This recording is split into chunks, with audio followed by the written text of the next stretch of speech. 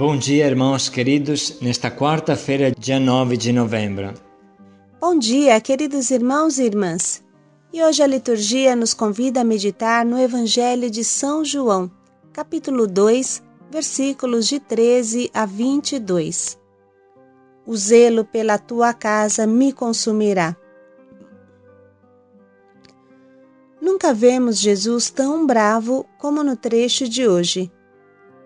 Jesus se preocupa com as coisas de Deus, com as coisas do Pai. Não façais da casa do meu Pai uma casa de comércio. Não se trata de um descontrole, mas de um amor profundo para as coisas de Deus. Jesus não somente destruiu o que não estava bom, mas, sobretudo, construiu o reino de Deus, a casa do Pai. Ele próprio fez de sua vida um holocausto para fazer o reino de Deus acontecer. O Senhor esteja convosco. Ele está no meio de nós. Proclamação do Evangelho de Jesus Cristo segundo São João. Glória a vós, Senhor. Estava próxima a Páscoa dos judeus e Jesus subiu a Jerusalém. No templo encontrou os vendedores de bois, ovelhas e pombas e os cambistas que estavam aí sentados. Fez então um chicote de cordas e expulsou todos do templo, junto com as ovelhas e os bois. Espalhou as moedas e derrubou as mesas dos cambistas. E disse aos que vendiam pombas: Tirai isto daqui, não façais da casa do meu pai uma casa de comércio. Seus discípulos lembraram-se, mais tarde, que a Escritura diz: O zelo pela tua casa me consumirá. Então os judeus perguntaram a Jesus: Que sinal nos mostras para agir assim? Ele respondeu: Destruí este templo e em 3 dias o levantarei. Os judeus disseram: 46 anos foram precisos para a construção deste santuário e tu o levantarás em 3 dias? Mas Jesus estava falando do templo do seu corpo. Quando Jesus ressuscitou, os discípulos lembraram-se do que ele tinha dito e acreditaram na Escritura e na palavra dele. Palavra da salvação. Glória a vós, Senhor. O zelo pela tua casa me devora. Irmãos, muito deve fazer-nos refletir este episódio que no Evangelho de João marca o início da atividade de Jesus. O primeiro gesto foi em Caná da Galileia e o segundo foi esse. Jesus tinha claro qual teria sido o fim da sua vida, já falava de sua morte e de sua ressurreição. Consciente do que será a sua missão pública de Messias, Jesus inicia com força total, sem medo da reação de ninguém. Em nenhum lugar do Evangelho está escrito algo parecido. Pegou cordas e fez um chicote. Sem dúvida, não foi para acariciar as ovelhas. Tente fotografar essa cena de Jesus, bem viril, que nos mostra um homem forte, decidido, determinado, que não tem medo de morrer. Um homem que usa até a sua força física, seus músculos, fruto de tantos anos na atividade de marceneiro e carpinteiro. Usa tudo isso para construir a casa de Deus, para purificar a casa de Deus. A primeira pergunta que vem ao nosso coração, diante de uma cena tão forte, é nos perguntar: como eu sou nas coisas de Deus? Eu tenho o mesmo zelo de Jesus? Estou gastando todas as minhas forças físicas para Jesus, como ele fez? Toda a minha virilidade, se eu for homem, toda a minha feminilidade, se for mulher, será que estou gastando todo o meu físico por Jesus? Como vai o meu zelo pelas coisas de Deus? Um teste concreto disso é avaliar quantas pessoas você conseguiu trazer nesse mês para o Yeshua, para o Ruá ou para o Caná. Quantos irmãos de rua você conseguiu trazer para a casa de acolhida? Mais uma vez, lembramos daquele casal que escreveu uma carta de próprio punho contando seu testemunho para cada casal que convidava, e assim conseguiram, só eles, 30 casais inscritos para o Caná. Meu irmão, já tivemos jovens que sozinhos apresentaram 20 inscrições de outros jovens para o retiro. Quem tem zelo no coração sempre encontra um modo de fazer. Incendiar o mundo depende do fogo que você tem dentro. Assim, o teu zelo se mede pelo teu empenho como formador, como coordenador, como sireneu. Lembre-se, meu irmão, que só o diabo convive com prazer com as coisas ruins, como era a situação dos vendedores de bois e ovelhas dentro do templo de Deus. Só o diabo não se incomoda com a transformação da casa de Deus em um covil de ladrões. Aliás, ele está bem feliz com isso. Assim, eu devo me perguntar: eu consigo viver tranquilamente com a injustiça ou me sinto incomodado e ajo como Jesus agiu, com toda a força e virilidade? Se eu não me preocupo com a injustiça desse mundo, então significa que já estou no colo do diabo, embalado por ele. Vamos dar mais um exemplo que toca o nosso Brasil.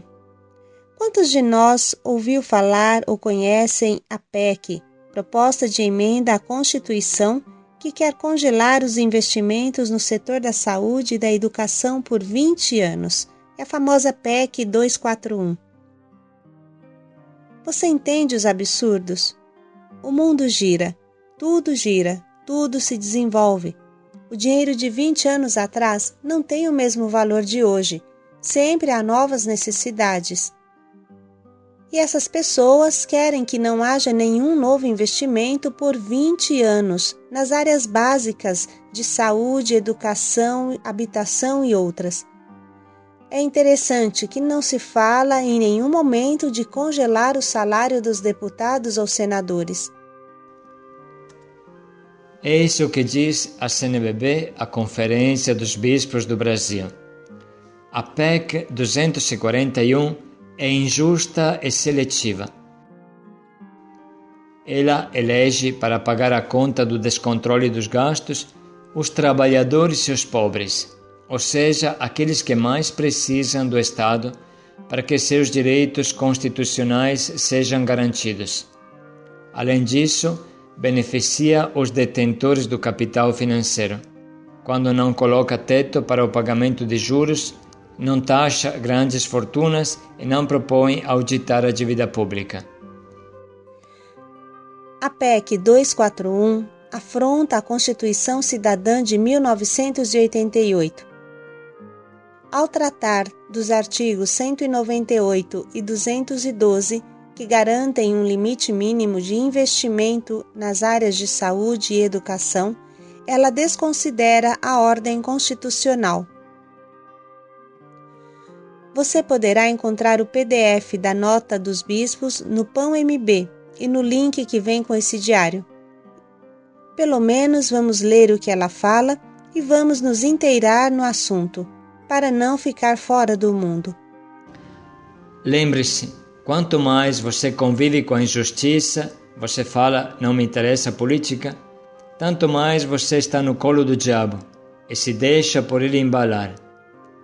Pense um pouco, se Jesus não tivesse feito nada no templo de Jerusalém, diante do comércio que sujava a casa de Deus, o que teria acontecido?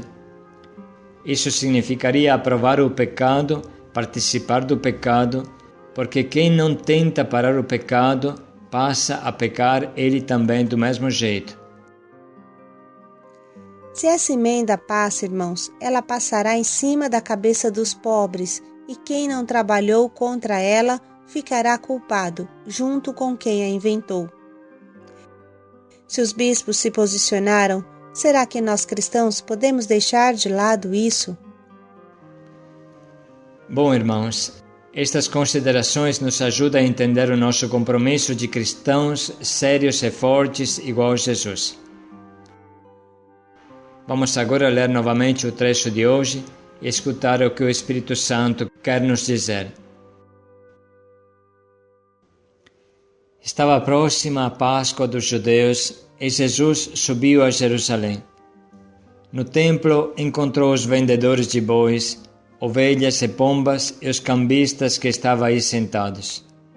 Fez então um chicote de cordas e expulsou todos do templo, junto com as ovelhas e os bois. Espalhou as moedas e derrubou as mesas dos cambistas.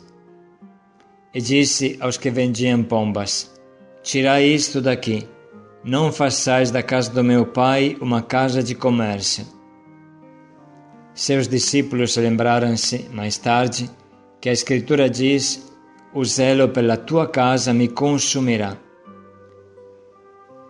Então os judeus perguntaram a Jesus: Que sinal nos mostras para agir assim? Ele respondeu: Destruí este templo e em 3 dias o levantarei. Os judeus disseram: 46 anos foram precisos para a construção deste santuário e tu o levantarás em 3 dias? Mas Jesus estava falando do templo do seu corpo. Quando Jesus ressuscitou, os discípulos lembraram-se do que ele tinha dito e acreditaram na Escritura e na palavra dele. Pedro.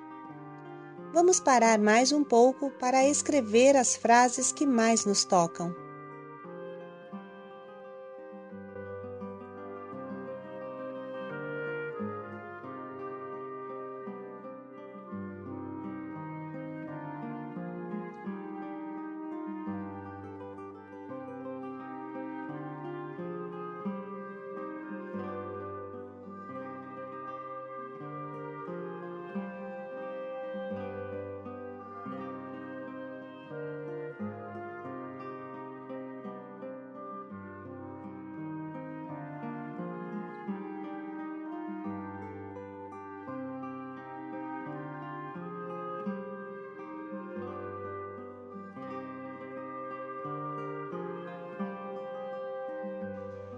Podemos, neste momento, escolher um propósito que nos ajude a sermos fortes e concretos como Jesus.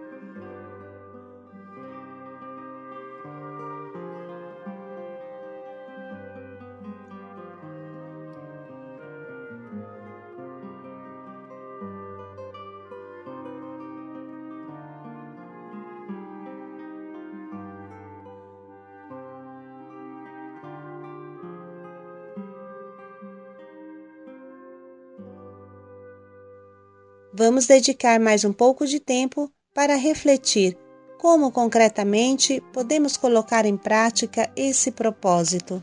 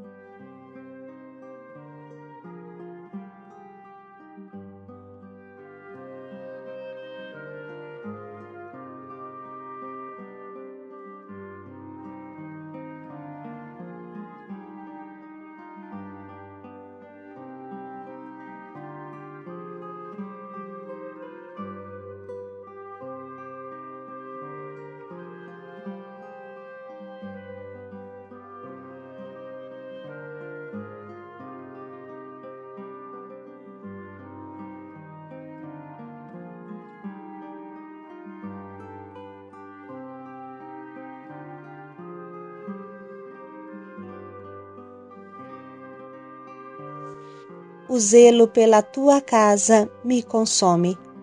Paz e alegria a todos. Não façais da casa do meu Pai uma casa de comércio. Paz e alegria a todos.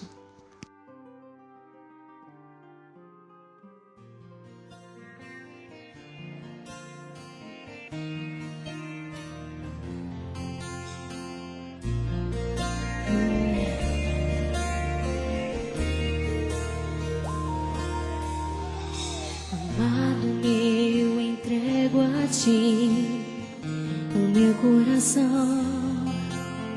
Espírito de Deus, eu sou tua habitação. Sou morada adornada pela santidade. Tua voz nessa geração. Amado meu, estou aqui e vejo pela fé o céu se abrir e derramar de tudo que tu és, o amor do noivo pela noiva restaurada, corpo santo em família. Somos casa de Deus, a morada do Pai. Contra ela nada prevalecerá. Somos um Senhor, somos povo de Deus. Tua igreja resplandecerá. Amado meu, entrego a ti o meu coração. Espírito de Deus, eu sou tua habitação. Sou morada adornada pela santidade. Tua voz nessa geração. Levante suas mãos e declare comigo. Somos casa de Deus, a morada do Pai. Contra ela nada prevalecerá. Somos um no Senhor. Somos povo de Deus. Tua igreja resplandecerá.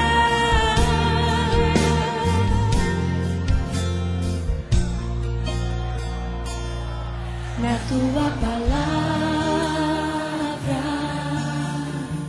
me edificarei, a tua palavra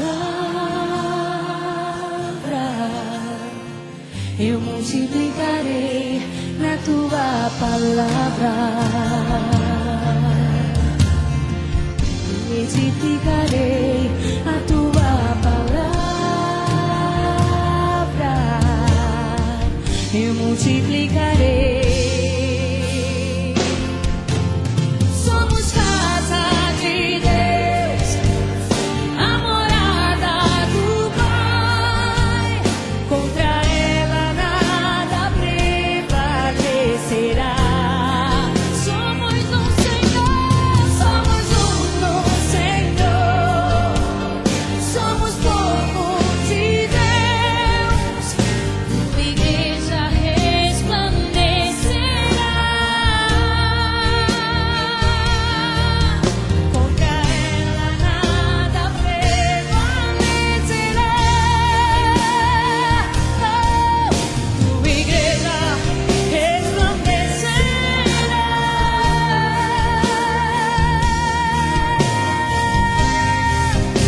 Levanta suas mãos aos céus e declare que nada prevalecerá contra a tua vida.